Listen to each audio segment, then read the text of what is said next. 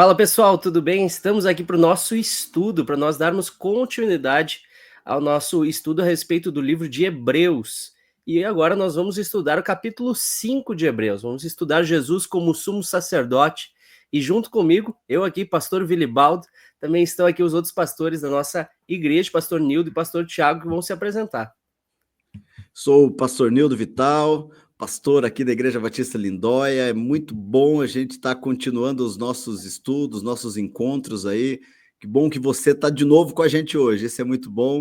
Esse tempo que nós temos parado aqui para aprender um pouquinho mais sobre essa carta aos Hebreus. Que legal, pessoal, tudo bem? Pastor Tiago Vercelino, é uma alegria poder viver esse momento que a gente tem vivido e começo já trazendo um testemunho aí, pessoal, desse nosso tempo. Obviamente que para a gente poder conversar aqui, a gente acaba tendo um tempinho de estudo, né?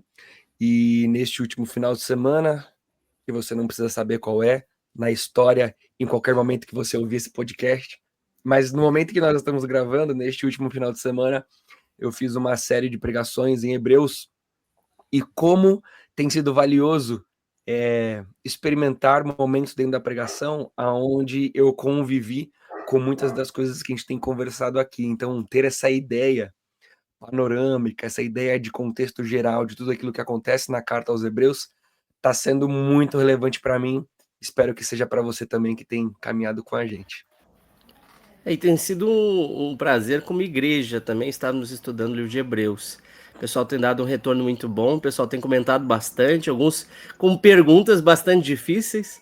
O pastor Ilquias não está aqui agora com a gente, mas presencialmente ele esteve tempo atrás conosco no EBD e foi interessante que ele foi levantando algumas perguntas e jogou para mim responder, porque Hebreus tem umas questõezinhas complicadas, né? Não é fácil, ele é profundo teologicamente, e é muito interessante a gente ver alguns detalhes que esse livro tem, inclusive o que a gente vai ver hoje, que é Jesus como sumo sacerdote. Capítulo 5 de Hebreus, mas o assunto começa um pouquinho antes, né?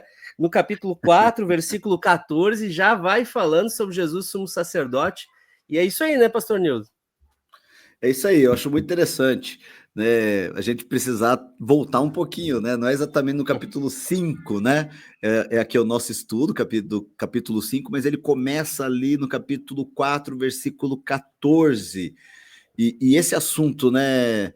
Sobre Jesus, o grande sumo sacerdote, né?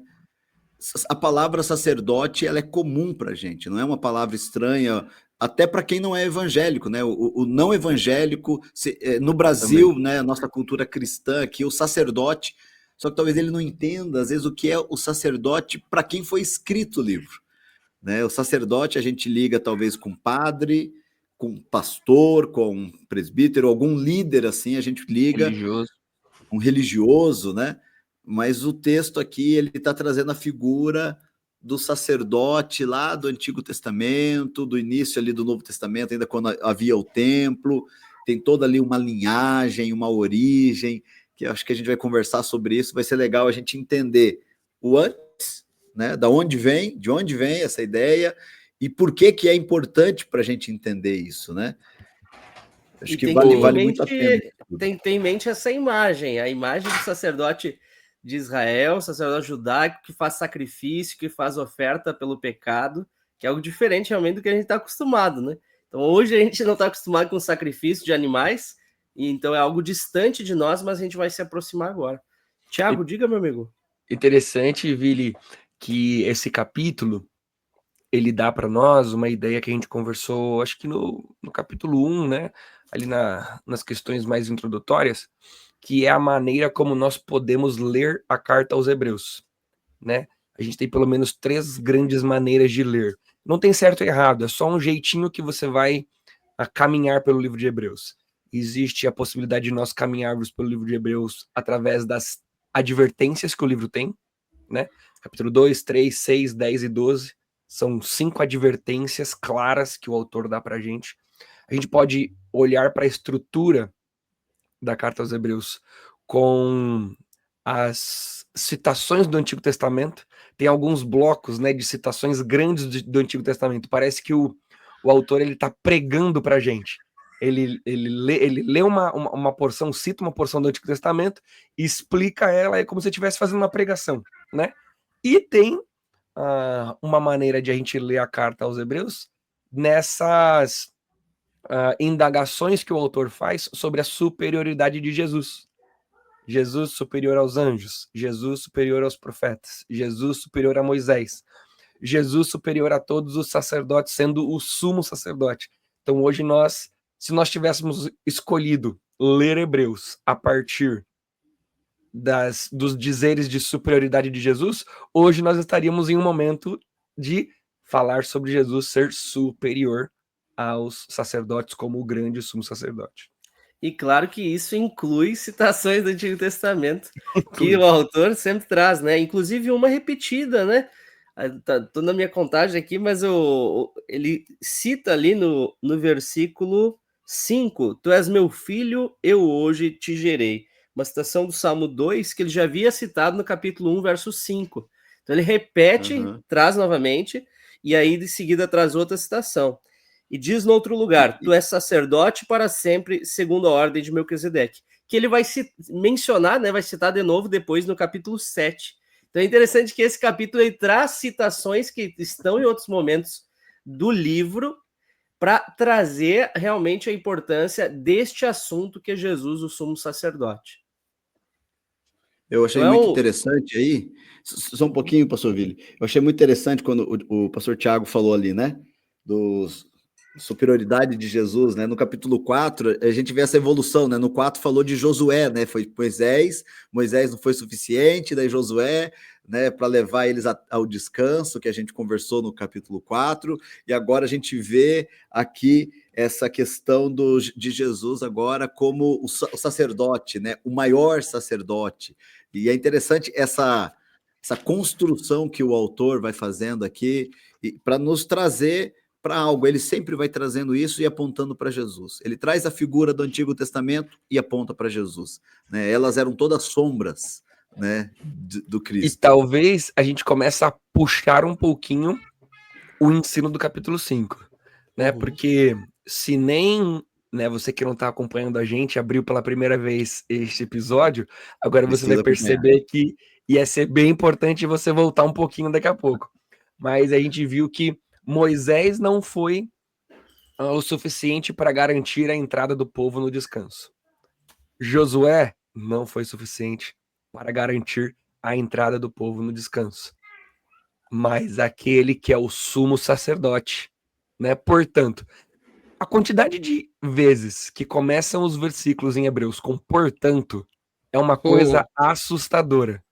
Porque ó, ele está construindo um argumento lá no capítulo 4. Aí ele diz, portanto, aí ele vai conduzir a nesse caso aqui, a uma nova temática, né? Portanto, ó, já que Josué não conseguiu conduzir o povo no Antigo Testamento ao descanso, visto que temos um grande sumo sacerdote que adentrou os céus, Jesus, o Filho de Deus, apeguemo-nos com toda a firmeza à fé que professamos, pois não temos um sumo sacerdote que não possa compadecer-se das nossas fraquezas, mas sim alguém que, como nós, passou por todo tipo de tentação, porém sem pecado. Assim, aproximemo-nos do trono da graça com toda a confiança, a fim de recebermos a misericórdia e encontrarmos a graça que nos ajude no momento da necessidade. Jesus vai garantir essa entrada no descanso.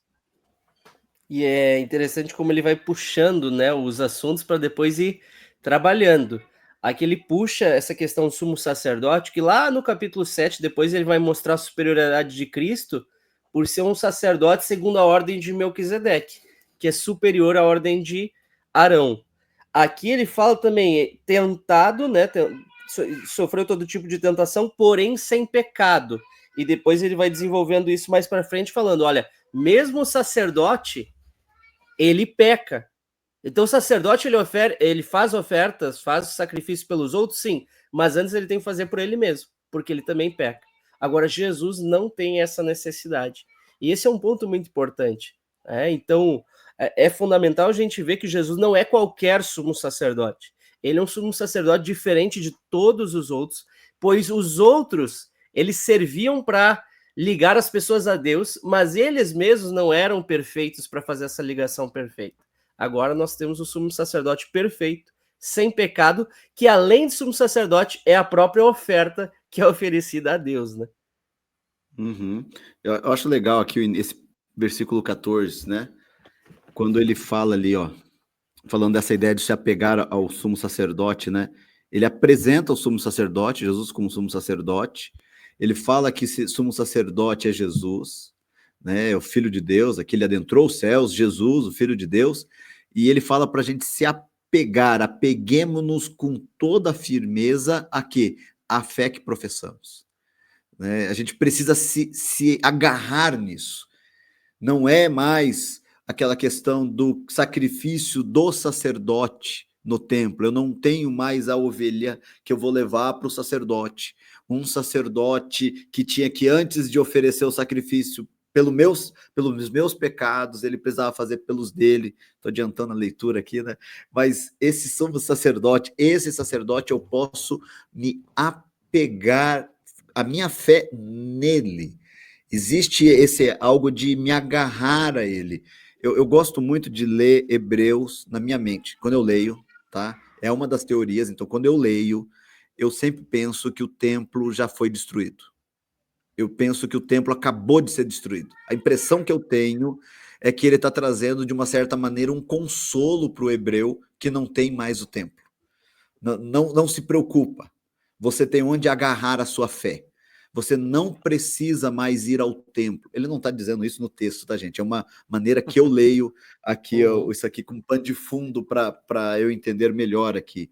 Então, por isso eu posso me apegar a algo que é maior. A minha fé tem um objeto que é esse sumo sacerdote. Por isso que eu gosto muito, pastor Vili, desse trechinho aqui. Mas eu concordo, pastor. Na minha leitura, eu vou por esse caminho também. A gente deve se apegar à nossa fé. Por que ele está falando isso? Porque o povo judeu era muito apegado e ainda é muito apegado ao templo. Ah, mas não existe o templo hoje. Gente, todo ano na Páscoa, todo o povo judeu no mundo todo ora pedindo a Deus que na próxima Páscoa eles possam comemorar no templo. Eles têm todo o projeto do templo para ser reconstruído, só não reconstrói porque tem uma mesquita exatamente onde precisa ser. Então, veja, esse apego ao templo existia muito forte naquele tempo e existe até hoje. Então, se existe até hoje, imagina naquele tempo. Veja, se a gente for nesse caminho interpretativo do pastor Nildo, recém-destruído o templo, faz muito sentido a gente pensar dessa forma. Não se apeguem ao que vocês estão acostumados, mas se apeguem à fé de que estamos num novo momento, uma nova aliança, um novo sumo sacerdócio. Aquela religiosidade que vocês conheciam não existe mais. Isso me faz pensar também. O que muitas vezes a gente se apega até de religiosidade e acaba deixando de se apegar ao principal, que é a nossa própria fé. É algo para a gente pensar, porque nós cristãos, a gente também acabou desenvolvendo com o tempo as nossas religiosidades, os nossos ritos, as nossas práticas, e às vezes a gente se apega mais a isso do que a fé verdadeiramente. Né? Eu lembro que eu ouvi uma história de um missionário que foi pregar para os indígenas, e aí ele estabeleceu a ceia do Senhor e sempre colocava uma mesa com um paninho. E aí, né, ele foi embora, os indígenas continuaram realizando a ceia, realizando os cultos, e um dia eles, não podemos fazer a ceia, porque estamos sem o pano, é necessário o pano para fazer a ceia. Então, veja, eles achavam que aquele pano mágico, né, botava os elementos em cima, transformava alguma coisa do tipo. Então, o apego, às vezes, a gente se apega a coisas ritualísticas e esquece a nossa fé. Então, igual o pastor Nildo falou, a gente precisa se apegar ao principal, aquilo que é nossa fé, aquilo que nós cremos. Afinal, a gente não... Pastor Vili, é muito legal quando você... Desculpe, pode falar, Thiago. Pode? Não, vai lá. O meu é o comentário que vale a pena depois. Tá bom. Porque, afinal, a gente não tem um sumo sacerdote que não possa se compadecer das nossas fraquezas, mas sim alguém que, como nós, passou por todo tipo de tentação, porém sem pecado. Né? Olha, larguem mesmo essa religiosidade, larguem mesmo a figura do sumo sacerdote talvez intocável, né?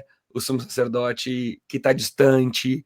Não, ó, ele é o sumo sacerdote, mas que viveu as mesmas coisas que a gente, né? Passou pelas mesmas dificuldades que nós. É alguém que entende, é para a gente se aproximar dessa figura e não dessa figura intocável que talvez era a figura do sumo sacerdote do Antigo Testamento, né?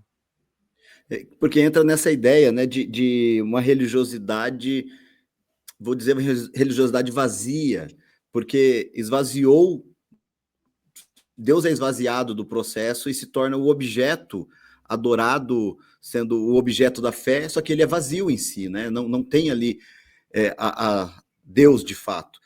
Eu fico pensando, nós batistas, né? Eu sou batista desde do ventre da minha mãe, né? Sou batista.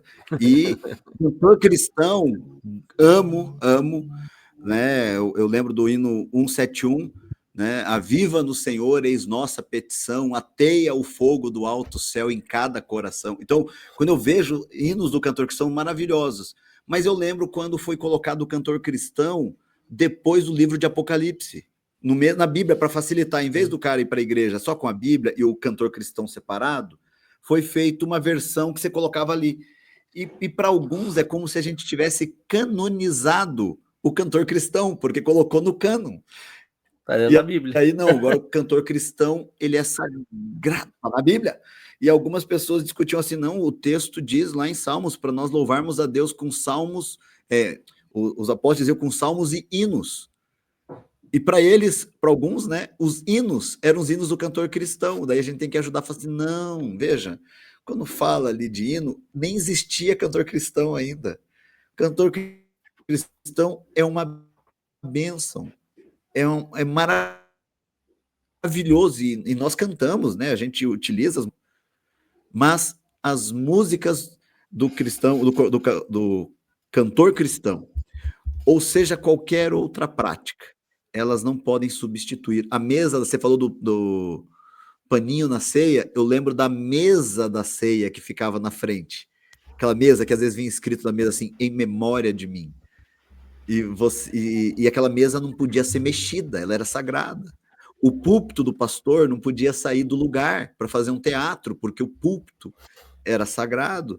E a gente fica sacramentando coisas e demonizando outras, e a gente está esquecendo o que é principal, né? Um sacerdote que pode se compadecer da gente, objeto da nossa fé, né? Tem que ser Jesus, né?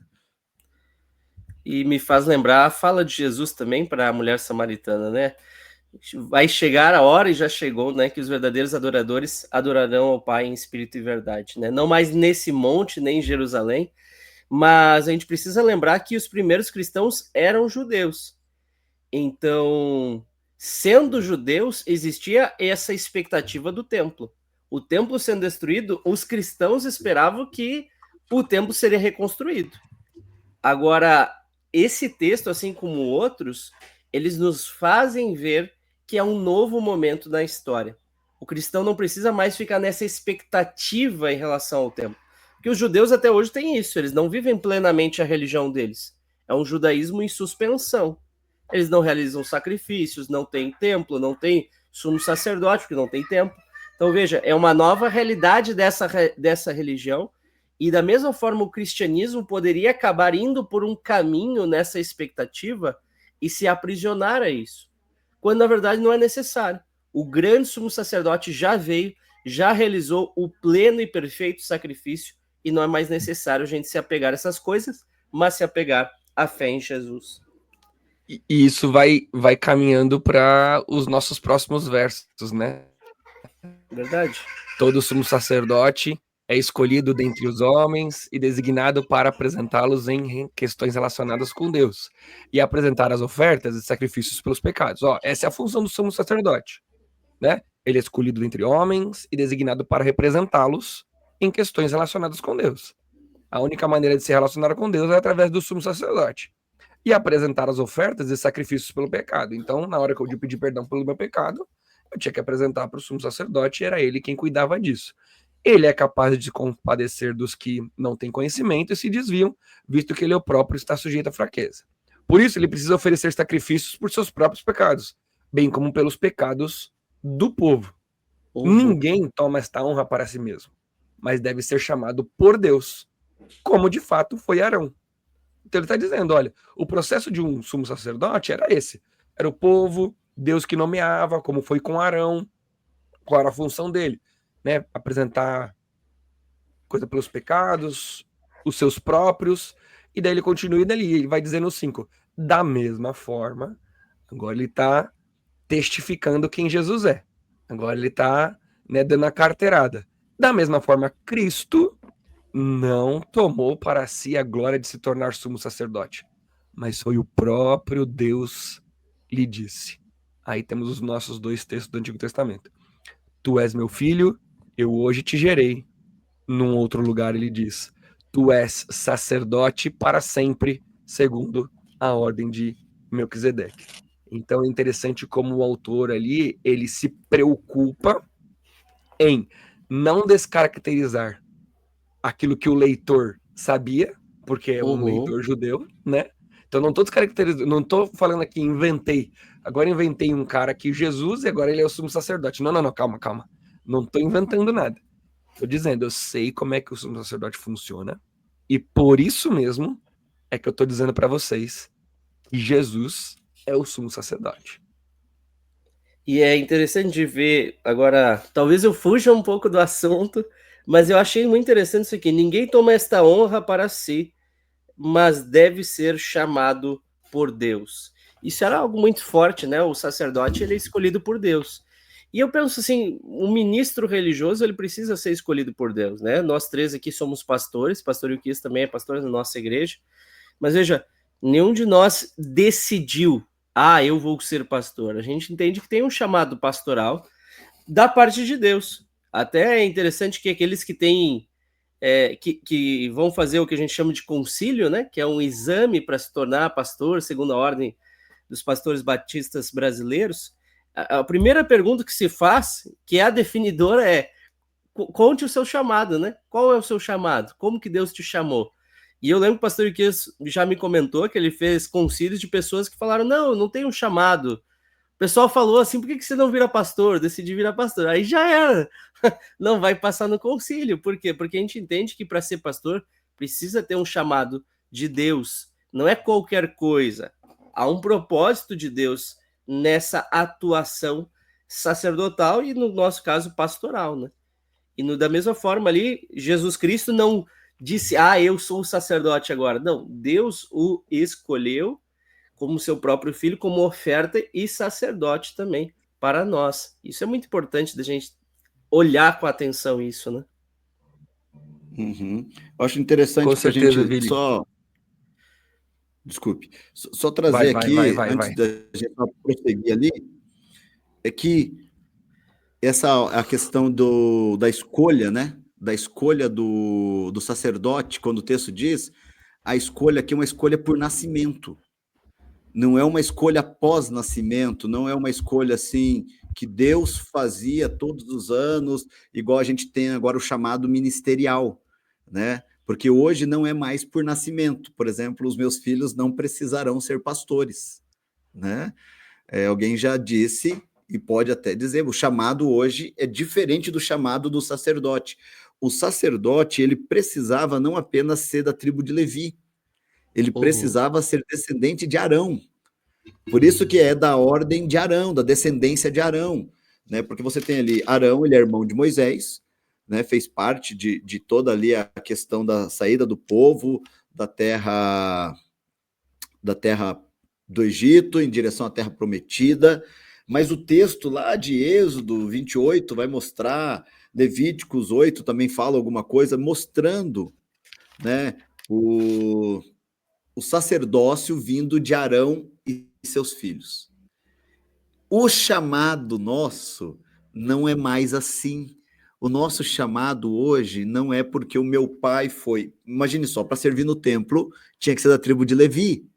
Então, se o cara era da tribo de Manassés e ele fosse apaixonado, ele não serviria apaixonado por Deus, ele não poderia servir no templo, porque ele teria outras questões, mas isso não impedia a fé dele, mas ele não serviria no templo. Hoje mudou, porque mudou inclusive a relação de Deus conosco, né? É diferente. Quando a gente pensa, era Deus, quando ele está dizendo ali, qual é o versículo? Ninguém assume essa posição de honra por si só. Ele deve ser chamado por Deus, como aconteceu com Arão. Ninguém podia dizer, eu sou o sacerdote.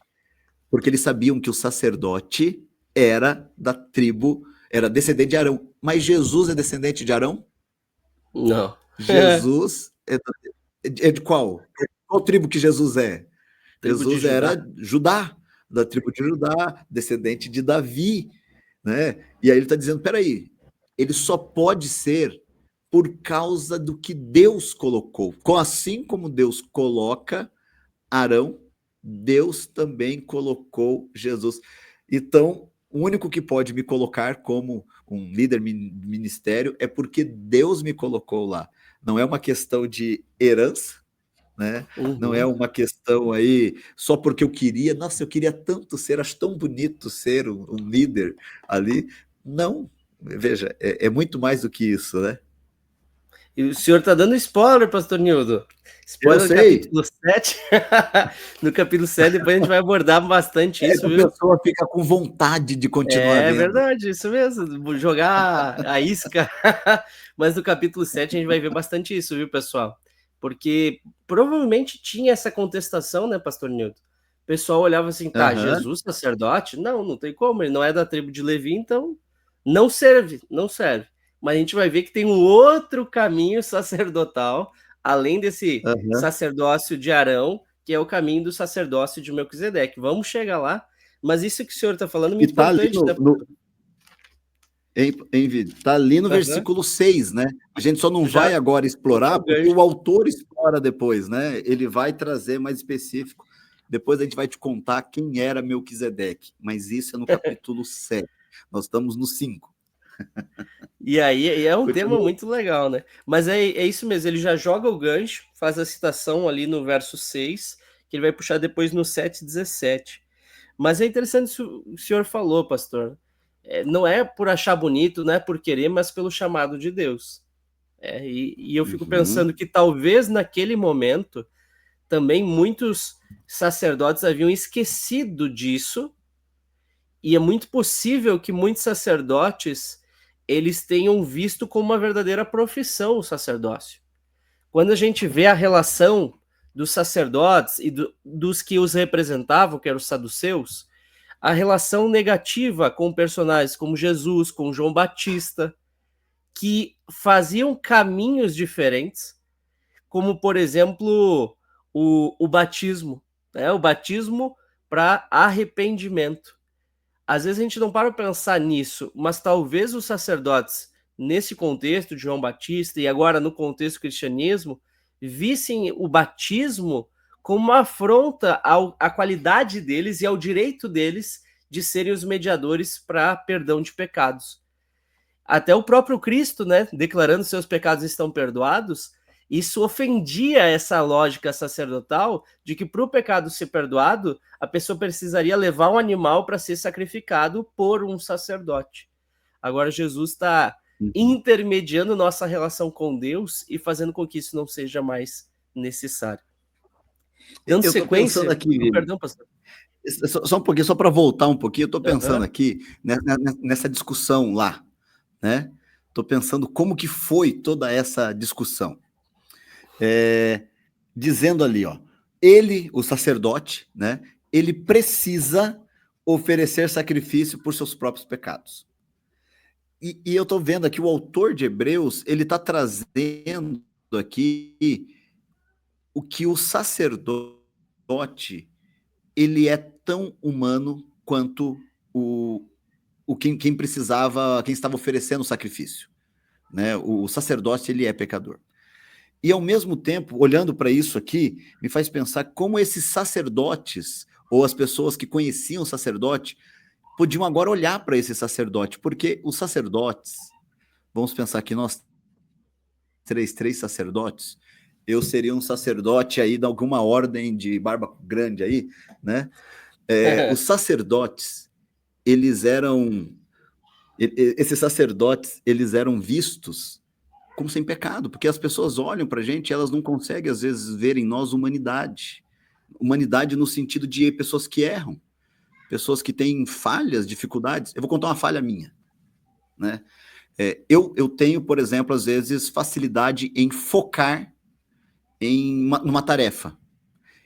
Então, se eu preciso resolver algo, a tendência na minha mente, eu preciso resolver aquele algo. Então, talvez eu chegue em um ambiente tão focado em resolver aquilo, que eu não percebo algumas coisas e às vezes não vejo alguém, porque eu estou focado em resolver aquilo. E aí eu resolvo. Quando eu resolvo aquilo que eu precisava resolver, aí a minha mente se volta para o todo. E às vezes eu percebo que eu podia ter antes falado oi, oi, oi, e dado uma atenção, e aí resolvido. Então, isso eu tenho tentado, né? Estou tentando me policiar, mas é uma falha. E alguém pode olhar isso e falar assim, puxa, o pastor fez isso, e como às vezes ela espera algo maior, mais de mim, e tem que esperar mesmo, normal, né? Aí o meu erro, às vezes, não é compreendido e a pessoa se magoa e se chateia. E, além de tudo, também sou míope, né? E, às vezes, eu não enxergo mesmo, né? Mesmo de óculos, às vezes, a gente não enxerga algumas coisas. Que aí é um outro problema, é uma outra falha. Porque o sacerdote, ele não deixou de ser homem. Né? O sacerdote, o pastor, vou agora trazer para o pastor, né? Para o líder. Ele continua sendo homem. Quando a gente fala que o pastor Ilquias traz muito assim, que o anjo, ele é um mensageiro, eu quero trazer agora o contraponto, né, dizendo assim que o mensageiro não é anjo, ele é homem, ele não é um ser sobrenatural, né, ele é humano. E aí Jesus faz esse contraponto muito legal ao ser humano, porque Jesus também foi homem, também foi tentado, mas Jesus conseguiu permanecer firme nas áreas que eu não consegui permanecer, nas áreas que nenhum de vocês dois conseguiram permanecer. Jesus conseguiu.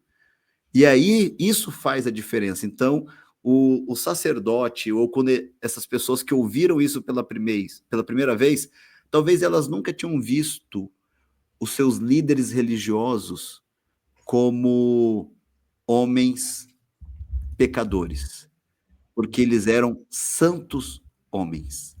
E o autor de Hebreus está dizendo, eles tinham que oferecer sacrifício por eles. Eles não eram santos ao ponto de não precisarem de sacrifícios pessoais. Só que Jesus foi o próprio sacrifício. Veja como que muda ali a dinâmica, né, quando a gente vai entendendo isso daí. E é interessante a gente pensar que os sacerdotes, eles lucravam com os sacrifícios, né? Então eles ganhavam uma parte do sacrifício, para eles era bom. Então, de certo modo, eles lucravam com o pecado da galera. Né? Não sei se alguém já parou a pensar nesse sentido. Mas para eles era bom que o pessoal estivesse pecando, quanto mais pecassem, mais animais vinham, e aí girava a máquina. Agora, Jesus, ele não só... Girava o churrasco do sábado, porque era sábado naquela época, não era domingo. Agora, Jesus é o inverso. Ele não só não lucra com o pecado, mas ele não ganha o sacrifício, mas ele se oferece como sacrifício. Cara, isso aqui é incrível. É incrível. É algo perfeito para nós, né? Jesus tem a parte boa da humanidade, que é se conectar com o outro também, e não tem a parte negativa, que é o pecado, que é a gente se achar melhor que o outro por nosso sacerdócio, né, no nosso ministério, algo do tipo. Jesus não tinha isso. Então, é algo incrível da gente ver como Jesus realmente é a nossa referência sacerdotal, e a gente poderia puxar também pastoral, né, porque ele também é o bom pastor. Sim, e eu olho para isso, Vili, vocês falaram sobre esse chamado do ministério pastoral, né? Você inclusive deu aquela ideia do ser chamado por Deus, e de fato, o dom para exercer essa vida ministerial pastoral, ele de alguma forma ele tem uma relação especial, né? Uma relação diferente. Não tem como a gente simplesmente, embora Deus use qualquer pessoa, mas não tem como a gente, de uma maneira irresponsável, apoiar qualquer pessoa sem uma boa de uma verificação comunitária em relação ao ministério de uma forma formal, né? O ministério pastoral, missionário e tudo mais. Só que uma coisa que é muito legal de a gente entender é olhar para a ideia do chamado que nós temos universal, né? O chamado que nós temos de todos nós como cristãos. E o que acontece? Quando nós olhamos para esse chamado, a responsabilidade que todos nós temos, a gente olha para isso como uma oportunidade de colocar Cristo também como sendo o exemplo, né?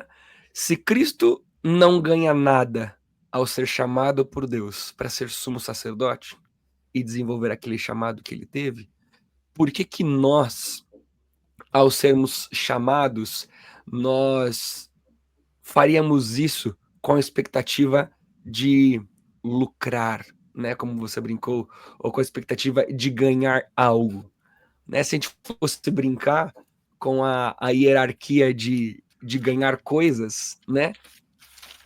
Ser chamado para ser um cristão, o nosso chamado universal de sermos discípulos de Cristo, não é chamar para ganhar algo, é chamar para perder algo.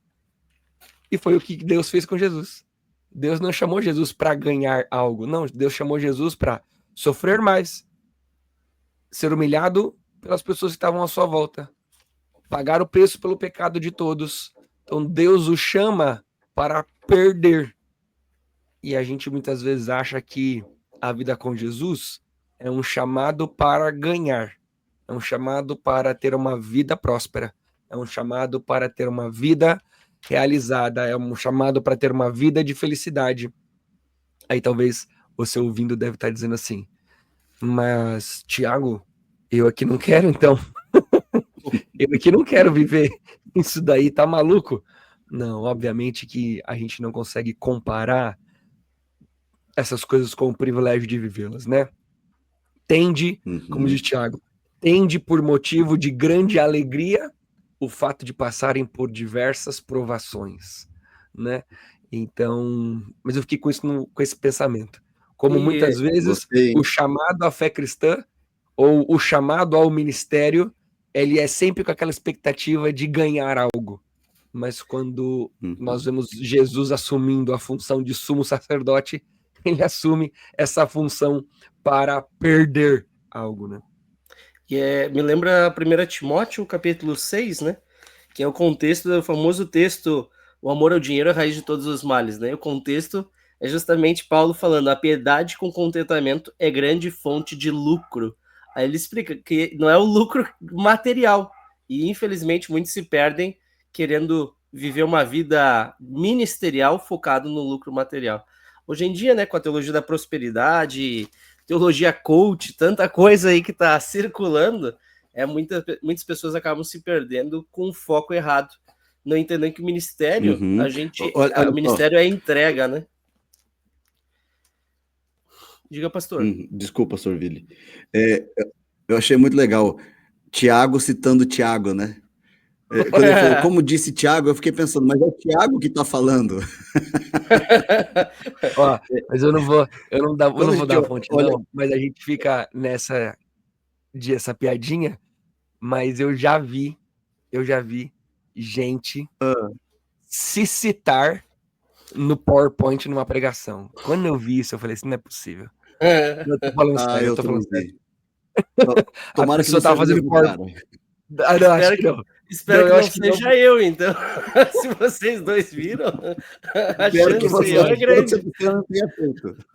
Eu não imaginar, o cara colocou no PowerPoint uma foto dele e disse, como disse fulano de tal. Só que era ele mesmo. Ah, não. Sério. Eu vou fazer isso um dia, só pela piada. Vou fazer um dia. Mas a frase vai ser uma muito ruim. Veja, o texto ele diz lá, ó, o versículo 7, né? Ele fala assim, enquanto Jesus esteve na terra, ofereceu orações e súplicas em voz alta e com lágrimas àquele que podia salvá-los da morte. Já está falando ali desse sofrimento. Aí quando o pastor Tiago estava falando desse sofrimento, lembrei de 1 Pedro, quando está falando da perseguição aos cristãos. Aí 1 Pedro 4,19 diz assim, ó, por isso mesmo, aqueles que sofrem de acordo com a vontade de Deus devem confiar a sua vida ao seu fiel Criador e praticar o bem.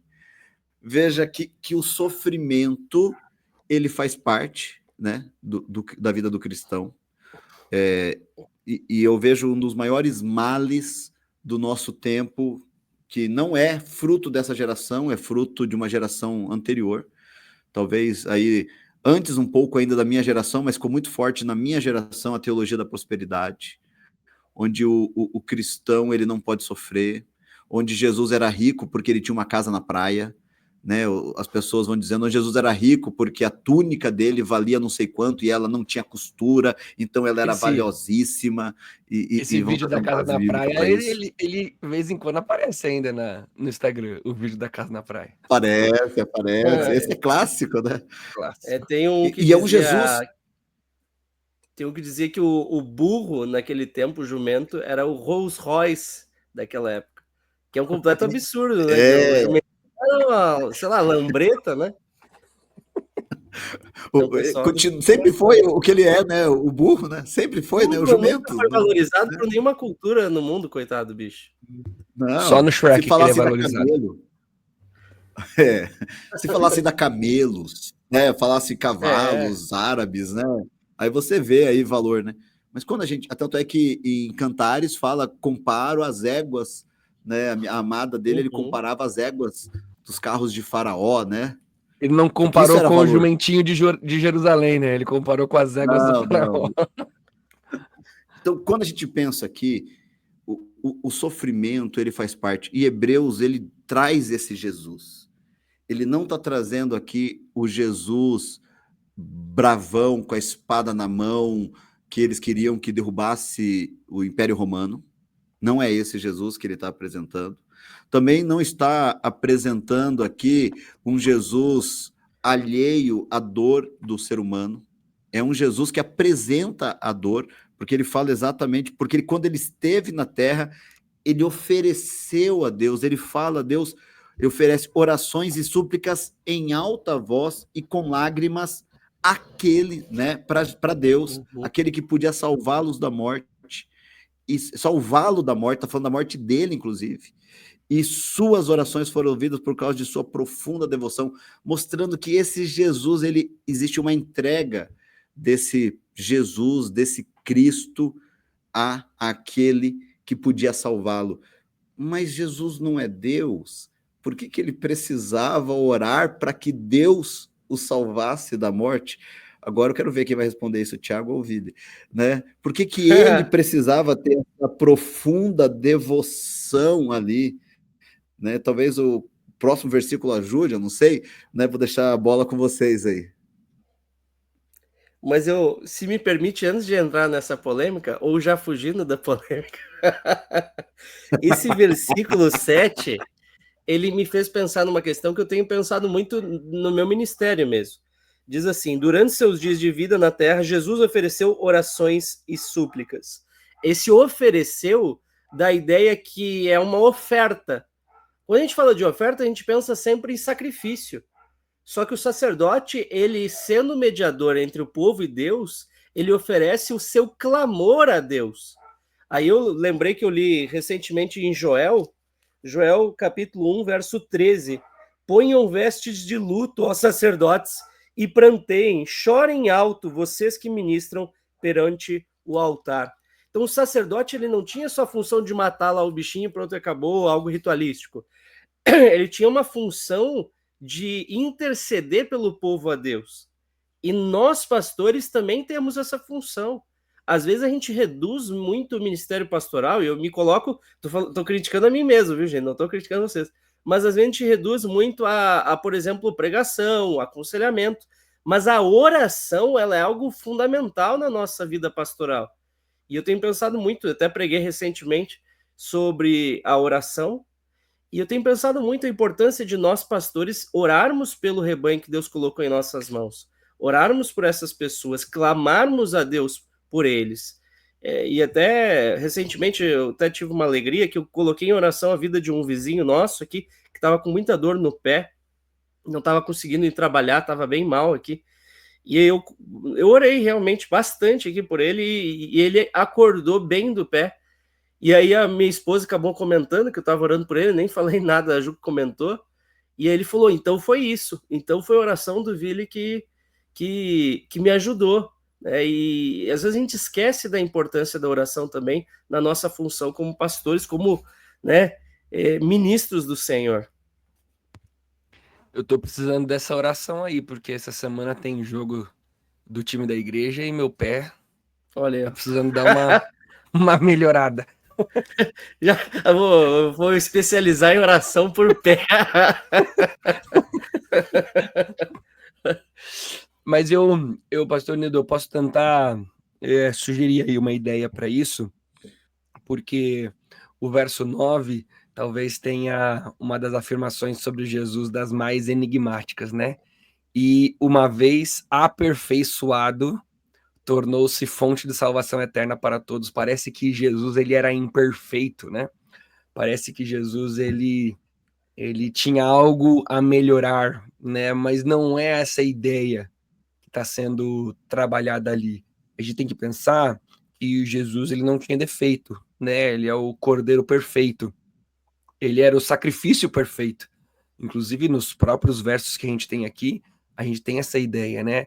Mas os próprios versos também vão mostrar para nós um pouquinho de o que pode significar esse verso. Veja que durante todo o parágrafo que a gente tem falado sobre Jesus ter sofrido, sobre Jesus ter vivido circunstâncias terrenas, né? Ele foi submisso, com lágrimas, e a gente vai olhando ali pelos evangelhos, né? A história de Jesus. Então Jesus chorou, perdeu um amigo, né? Jesus discipulou pessoas. Então, o que esse texto está querendo nos mostrar é que, de fato, Jesus ele precisava desenvolver as suas funções salvíficas. Ele precisava experimentar na Terra o que seria a vida como o ser humano, né? Ele nunca passou a ter defeitos, mas ele não tinha ainda, desde o momento do seu nascimento, experimentado tudo aquilo que significava nos conduzir à salvação. Ali, ó, e uma vez aperfeiçoado, tornou-se a fonte de salvação eterna para todos aqueles que lhe obedecem, né? Jesus, durante toda a sua história na Terra, desde a sua apresentação, a sua tese de mestrado que ele defendeu ali na sinagoga com 12 anos, estou brincando, né? Mas só ali aquela discussão que ele fez ali na sinagoga. Todos os seus momentos na vida, de angústia, de dor, de sofrimento, tentação no deserto, todas são coisas que não que aperfeiçoaram Jesus. Não, ele não precisava ser aperfeiçoado, mas o tornaram apto, conhecedor na sua função, que ia ser de Salvador. Então ele precisava viver, ele aprendeu as suas funções salvíficas aqui na Terra, né? Olha só, talvez o versículo... Pode falar, Vili, depois eu falo. Eu vou puxar outro gancho. Tá. Então, olha só, o versículo 8, quando ele fala assim, ó, embora, vou ler na NVT, embora fosse filho, aprendeu a obediência por meio do seu sofrimento. Eu acho muito legal isso, porque ele aprende a obediência pelo seu sofrimento, porque é fácil obedecer quando tá tudo bem. É fácil obedecer quando as coisas estão indo do jeito que eu quero. Difícil é obedecer quando as coisas não são. Jesus não queria morrer quando ele ora. Deus, eu não quero. Ele fala, passa de mim esse cálice, mas faça a sua vontade, não a minha. Ele precisava passar pelo sofrimento para que nós entendêssemos que Jesus não teve uma vida sem dores. Então, ele se tornou, daí o versículo 9, ele se torna capacitado, na minha diz capacitado, não aperfeiçoado. Capacitado para ser o sumo sacerdote perfeito.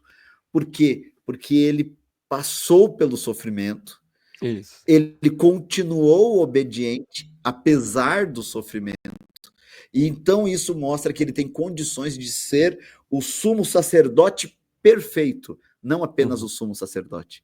Ou seja, ele não precisa de sacrifícios.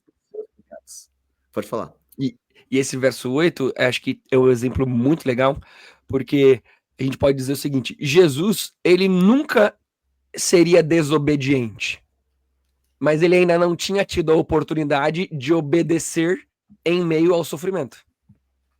Isso não significa que Deus Jesus ele precisou ser melhorado. Não, ele precisou experimentar como seria ser obediente, que ele sempre foi e sempre será, como filho de Deus, mas inclusive diante do sofrimento.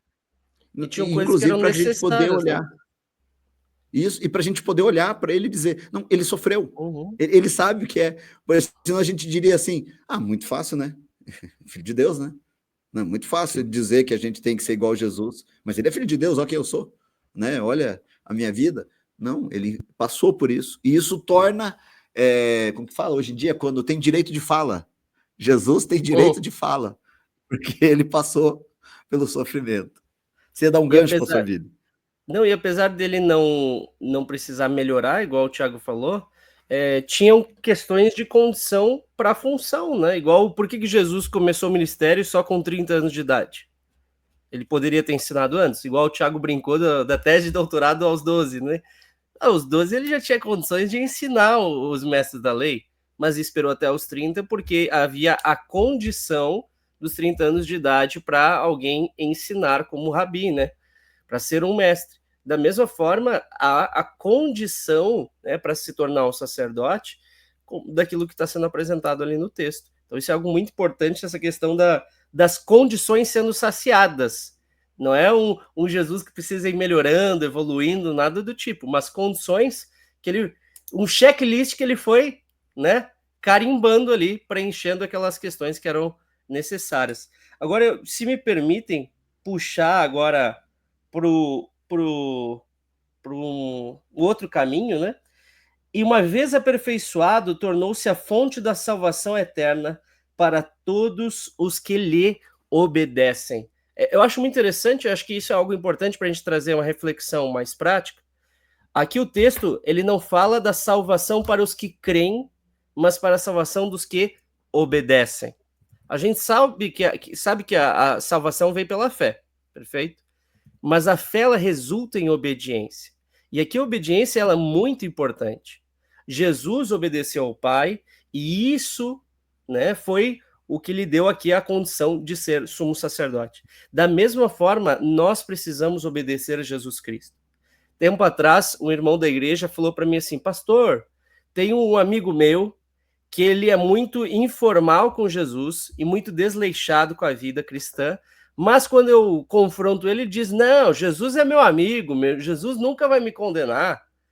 E ele perguntou, como é que é esse negócio de Jesus amigo? Aí eu falei, bom, Jesus mesmo, em João capítulo 15, verso 14, diz, vocês serão meus amigos se fizerem o que eu ordeno.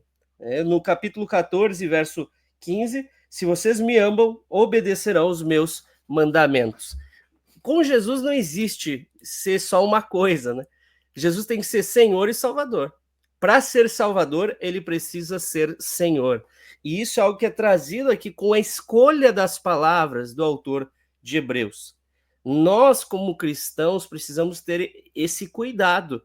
Nós temos o dever de obedecer a Jesus Cristo. Graças a Deus, temos o sumo sacerdote que intercede por nós, que conhece as tentações, porque foi tentado, mas não pecou. Mas isso não deve ser um motivo para nós sermos desleixados na fé, mas devemos obedecê-lo em tudo, né? Crer e observar, né? Como diz já que o pastor Nido puxou os hinos aí, né, pastor? E, Vili, é interessante que esse é o penúltimo verso antes da próxima advertência que a gente vai olhar no capítulo 6, né, no nosso próximo episódio. Porque a relação do que obedece com o que crê, ela é extremamente íntima. Vale lembrar que o leitor de Hebreus é um judeu convertido, é um judeu cristão, né? O 3:1 vai chamar de irmãos, o 6, no capítulo 3 no capítulo 6 vai ter o amados. Então nós estamos conversando sobre cristãos convertidos, judeus, né? Convertidos. Então, por falar de crente, ele precisa lembrar, olha, vocês são os que obedecem, né? Eu não quero jogar lá para o final da carta logo, mas é muito interessante, lá no capítulo 10, no último verso, vai dizer, porque nós somos daqueles que perseveram. O autor diz, nós somos daqueles que perseveram. Então é isso aí, olha, vocês são os que obedecem. Então, assim, esperem só um pouquinho, porque os próximos versos eu vou vir com, já que vocês são dos que obedecem, eu vou vir com mais uma advertência para vocês, porque vocês estão dizendo por aí que vocês são dos que creem, dos que obedecem. Só que vocês não têm tomado cuidado com algumas coisas. A relação entre crer e obedecer, ela é extremamente íntima. É impossível lidar com um crente que não obedece. Se ele não obedece, talvez ele precisa reavaliar o porquê isso está acontecendo, ou se de fato ele é um crente de verdade. Acho que é isso, né? A gente esgota aquilo que a gente se propôs, porque o verso 11, ele já começa a inaugurar aquilo que a gente vai conversar no capítulo 6, né? Puxa para o 7 até, né? Puxa até para o 7. Isso. É verdade. É só para... Eu não aguento aqui. Quando você falou esse negócio do obedecer, eu lembrei do versículo aqui. Por que vocês me chamam Senhor, Senhor, se não fazem o que eu digo? Né? Jesus está dizendo lá em Lucas, né? Veja, porque vocês me chamam de Senhor? Porque a relação de salvação é uma relação de obediência, né? Porque esse versículo 9, quando ele está dizendo ali, com isso ele foi capacitado para ser sumo sacerdote, tornou-se a fonte de salvação eterna para todos que lhe obedecem. O salvo, a obediência precisa fazer parte da vida dele. Eu não vou questionar agora se o cara é salvo ou não. Esse aí é o assunto da salvação é outro capítulo, né? Outro capítulo. Mas eu queria só deixar essa advertência aqui para todos, né? Para nós aqui, para todos que estão vendo essa nossa conversa. Se você é salvo, se você entregou sua vida a Jesus, você precisa ser obediente a Cristo. Ele precisa ser seu Senhor. Não é negociação. Não existe negociação para isso. A obediência é a nossa linguagem. Nossa linguagem do amor a Cristo é a obediência, né? Nós precisamos obedecer. Então, se a obediência tem sido algo aí deixado de lado, nós precisamos obedecer esse sumo sacerdote aí. Era só esse comentário que eu não queria fugir aqui. Como diria o hino, né, pastor? Crer e observar tudo quanto ordenar. O fiel obedece ao que Cristo mandar. Rapaz, o meu sogro, que já é falecido, rapaz, se eu acreditasse que ele estava nos vendo, ele estaria feliz agora, mas eu não acredito nisso, acredito. Tem que agradecer. Ele tá com o Senhor. Você contestou a sacralidade do cantor. Olha, tem que valorizar agora. Eu sabia que o Vili manjava, que o Vili manjava bastante de Bíblia. Agora, pelo quanto que ele já citou de hino nesse episódio, eu acredito mais ainda, porque se ele conhece esse tanto de hino, imagine, espero pelo menos, né? Imagine tanto de Bíblia. A Ju gosta de ensinar os hinos para criançada aqui. Entendi. A Ju é fera e bom, ensina a Bíblia com alguém ainda para criançada. Entendi, ensina a Bíblia com alguém. Né? Isso aí, é isso, gente. Maravilha. Queria agradecer a presença de você que nos assistiu, participou dessa aula e incentivar que você esteja lendo o livro de Hebreus. A ideia é que você acompanhe a leitura, aprofunde. Às vezes a sua versão bíblica é um pouco diferente da nossa. Eu e o pastor Nil estamos usando NVI, Thiago também NVI, às vezes NVT, né, Thiago? Mas é muito importante você estar acompanhando, estudando junto, porque o seu contato com a palavra de Deus é o mais importante. Que Deus te abençoe. Um grande abraço e até a próxima.